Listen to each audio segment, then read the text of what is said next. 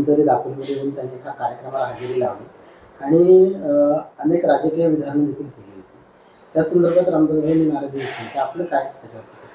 बघा, प्रत्येकाला आपापल्या पक्षाचं काम करण्याचे अर्थातच अधिकार आहे. त्याबद्दल सामान्य गोव्याचे मुख्यमंत्री प्रमोद सावंत यांनी इथे येऊन सभा घेतली, त्याचं मला काहीच वाईट वाटायचं कारणच नाही. शेवटी त्यांना देखील अधिकार आहे त्यांचा पक्ष वाढवणं. परंतु सभा घेत असताना तिथे काही शिवसेनेच्या 2 पदाधिकाऱ्यांचे देखील तिथे प्रवेश घेतले गेले, जे आज माझ्यासोबत काम करत आहेत. तर अशा गोष्टी नको घडायला. ज्यावेळेला आपण एकत्र मिळून काम करतोय, महायुतीमध्ये आज आपण चांगला समन्वय ठेवून आपण काम करतोय, तर जर का आमचेच कार्यकर्ते जर का पुढायला लागले तर मग शेवटी मला देखील काही पावलं ते नाईलाजाने उचलावे लागतील. आणि म्हणून नक्कीच भाजपचे वरिष्ठ नेते जे आहेत, रवींद्र चव्हाण साहेब असतील, सन्माननीय देवेंद्र फडणवीस साहेब असतील, ह्यांच्यावरती देखील ह्या सगळ्या गोष्टी मी चर्चा सविस्तर करणार आहे.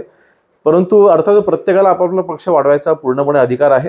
आणि त्यांनी तिथे सभेमध्ये काय भाष्य केली, कोणी काय मागण्या केल्या, त्याबद्दल मी काय बोलणार नाही. प्रत्येकाला सगळ्या उमेदवाऱ्या किंवा प्रत्येकाला निवडणूक लढत असताना निवडणुकीच्या तोंडावरती प्रत्येकाला उमेदवारी मागायचा अधिकार आहे, तो त्यांनी तिथे बजावला. त्याबद्दल काही दुमत असायचं कारण नाही. परंतु उमेदवारी कोणाला मिळावी कोणाला न मिळावी ह्यावरती मी काय बोलू शकत नाही.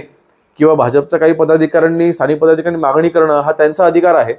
परंतु आज महायुती आहे. सामान्य तटकरे साहेब हे विद्यमान खासदार आहेत आणि शक्यतो विद्यमान खासदारालाच तिथे तिकीट दिलं जातं असं आजपर्यंत घडत आलेलं आहे.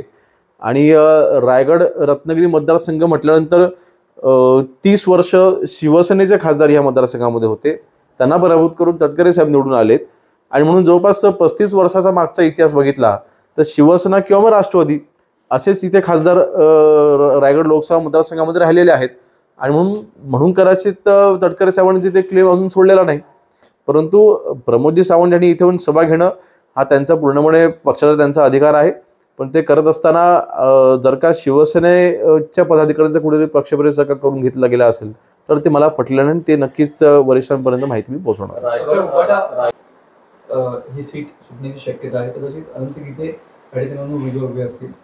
राजकीय समीकरणामध्ये बदललेले पाहायला मिळतात. तटकरे आणि कदम एकत्र आले असताना हा उमेदवार समजत असेल तर नेमकं काय चित्र बघा, मागच्या वेळेला गीते साहेबांचं आम्ही स्वतः काम केलं होतं.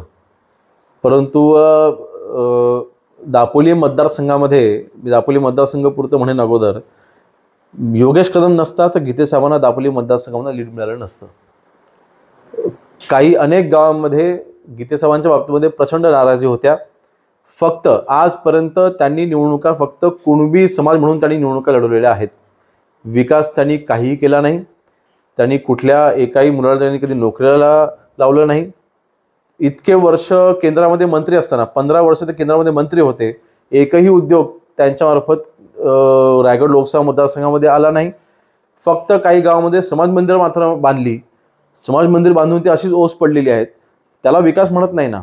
तुम्ही 30-35 वर्ष खासदार होतात, 15 वर्ष मंत्री होतात आणि लोकांना हे माहिती आहे, कळतंय ना. मग त्याचं उत्तर मागच्या लोकसभेच्या निवडणुकीमध्ये त्यांना मिळालेलं आहे. त्यांना पुन्हा पडायची इच्छा असेल त्यांनी पुन्हा उभं राहावं. आणि ह्यावेळेला दापोली मतदारसंघामध्ये त्यांनी लीडची तर अपेक्षा सोडून द्या. उलट महायुतीच्या उमेदवाराला कमीत कमी 55,000 ते 60,000चं मताधिक्य आम्ही दापोली मतदारसंघामध्ये मिळवून देऊ.